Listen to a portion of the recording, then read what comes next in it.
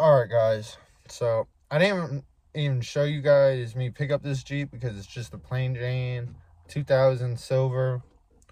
Done them probably about 3 times alone already, so there was really not much point to show it besides that it was clean.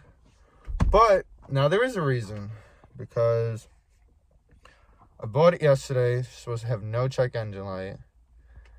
It was running a little rough. I thought it was just because it had literally like no gas in it. So I went, put gas in it, sip it up and down the street. Still weird, acting off.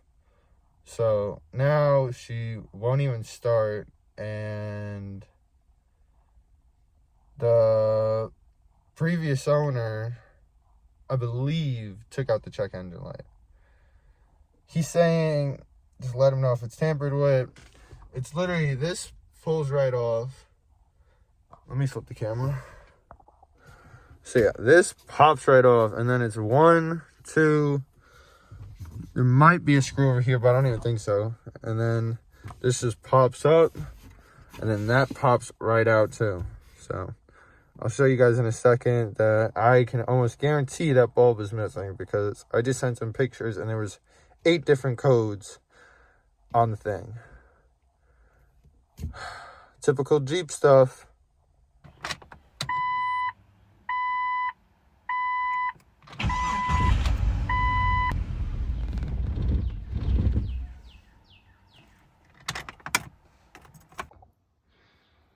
So these are the 2 I have out. These are mine. This is the one out of yours. You can tell these are scratches on the inside. That's not even on the surface. It's someone like took the little tabs, like pushed the tabs out. I don't know what they were doing in there. The bulbs are back here. This is the one for the check engine light. It was missing. I took the one out of this one and put it in there. It lit right up when I put it back in the car. But you can tell, like, these are super clear. No scratches on the inside, nothing. And then there's yours. Look at this rat's nest of a harness. I'm gonna have to buy a whole second Jeep just to fix this. Good thing I've got one already lined up. Back at it with another one. I really should have been filming, but it was just me, so I didn't. Just pulled her out the woods. Dude told me it didn't run because it had a head gasket issue. I don't know. I didn't even bother trying it. The brakes were shot. It was sitting in the field next to other cars that didn't run. But you know what? I get home. Throw the jumpers on her.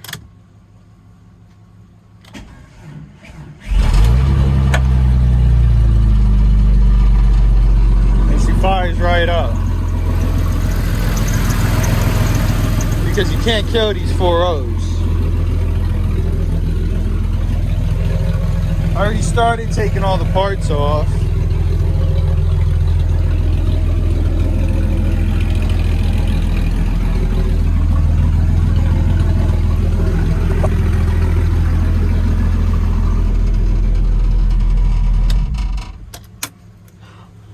Started stripping her down yesterday. But I was like, you know what? Before I start taking engine parts, let me see if she even starts. Fires right up. Oh, it's a shame. I don't know if I would have started tearing her down like that. Oh well. Someone already took the cat. I got other cats though. They were there. I don't know where they went. But I'm gonna finish stripping this down and then maybe clip to it getting clawed or backing off. Let's see. Whew. All right. Another day, another dollar. getting this harness done. Just took this one out of the parts Jeep. This one is one that was in there. Wires were all melted together. Common problem with these, and they already tried to tap in new injector wires, but just twisted wires together and then taped it. So it all melted. So it's just easier rather than splicing. Just take it out of the parts Jeep. Hardest wires are the O2 sensors and everything under the transmission. But get the wire harness out. And time to plug and play. Woo! It's a nice day out. This thing's going.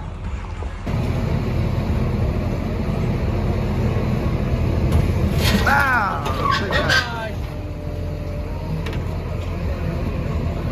That's one way we could grab the transfer case.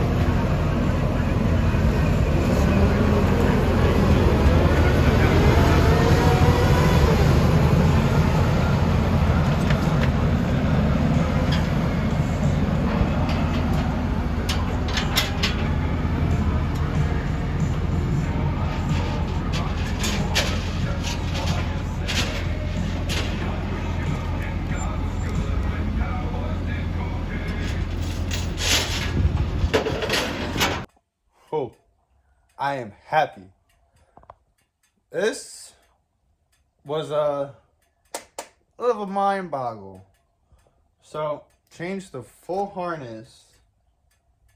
Let me flip you. So I changed the whole harness, took it out of that Navy parts one. Then, still getting the same code. All right, maybe it's the injectors. Because the injectors were these aftermarket ones. I noticed they had the O-rings from the old ones stacked up on top. I don't know how that wasn't causing a problem. Maybe it was. That's probably why it all melted. It was probably leaking and melting and burning and probably one step away from an engine fire. But nonetheless, changed that. Took the whole rail from the other one, Navy one.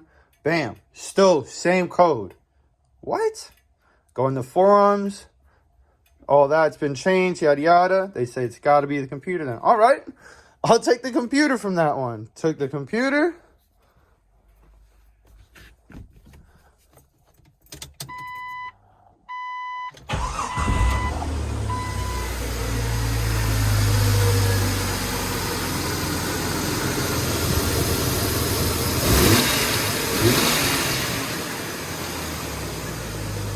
And she's running right.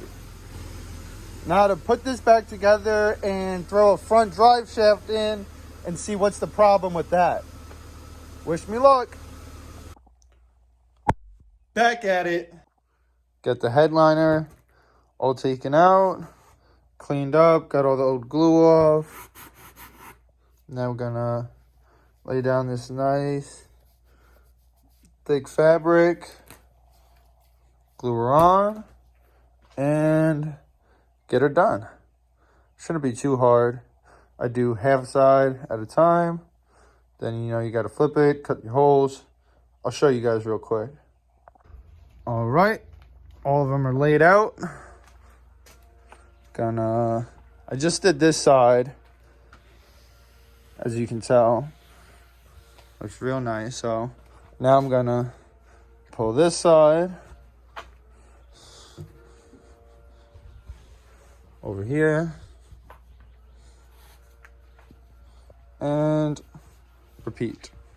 Spray this side, lay that side down, spray this and that, wait, let it get tacky, bring it over, then I'll flip it, cut out all the holes, but I'll show you. These ones I didn't do yet, but just the day.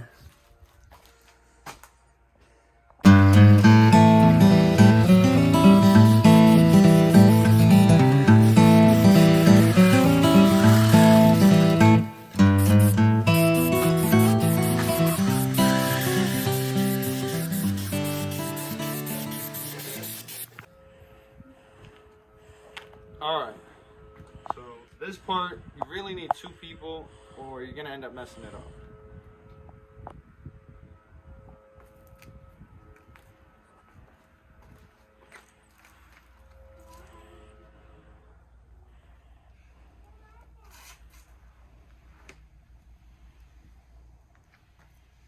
You want to make sure you smooth it out so it doesn't wrinkle.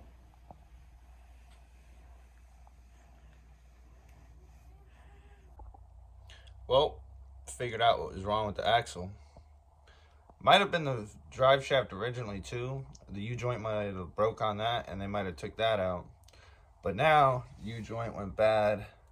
And the axle, sorry I didn't show you me banging that out, but there's tons of videos out there of that. So, in the middle of doing that, I'll show you me using the press at my house though, because I've got a nice press. I'm gonna try to use that. If not, I'm gonna just hit it with the hammer like old times. Also, changing the window out. Had this plexiglass in here. Took that out. Took this one out of parts one. Gonna slip it in. It's just one bolt up here, one little Torx, which was on the seat somewhere. But yeah, so the one up there, and then you've got one right here that they actually put a hole for you to put your socket in. So you just loosen those, that folds, and then you can replace your window. Gonna do that and change the rear shocks. And I think today I'm gonna drop the headliner too. So headliner, window, U-joint when I go home tonight, finish putting together the dash, rear struts, change these wheels out. I don't know which ones I'm putting on yet. Update. Was doing the brakes, well, doing the U-joint, put the U-joint back in. Sorry I didn't film it. My fault. I'm just one person and I can't bang it out on the vise. I will be getting a tripod. It's in the mail. I know you see that smoking though. Let me flip you. Woo! Ooh, let me not touch it. I think it's stopping now.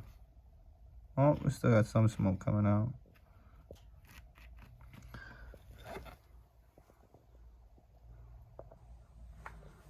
Yep. It's all seized up. This side's good. Moves. But like I was saying, I ended up doing the U-joint by myself.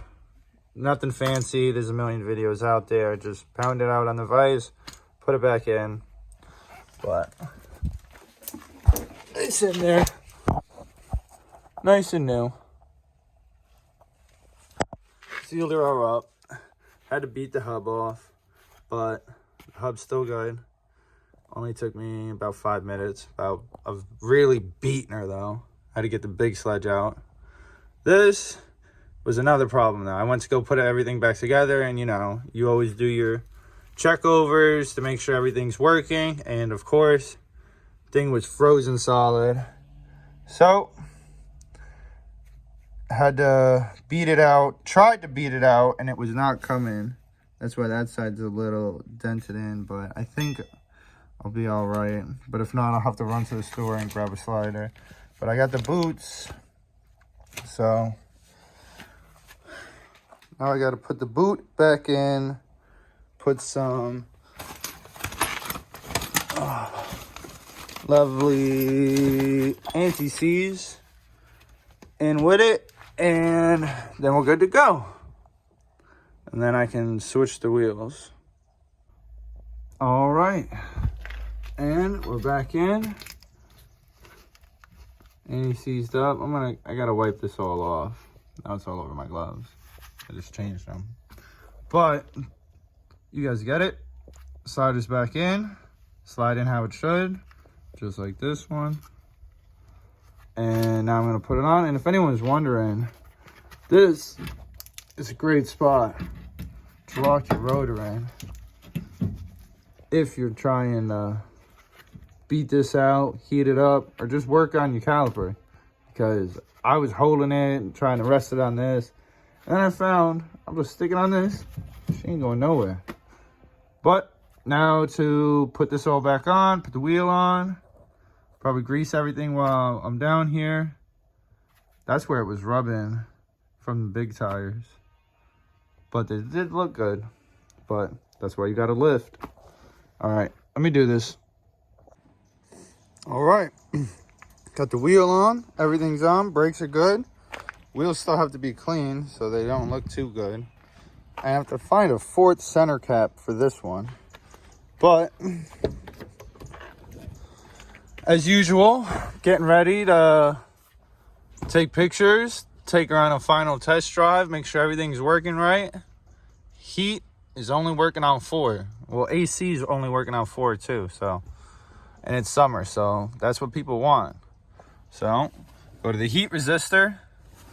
And I think that's pretty cooked. It's okay. We got a nice brand new one. Can just unplug it. It's just 2 bolts that hold this in up under this.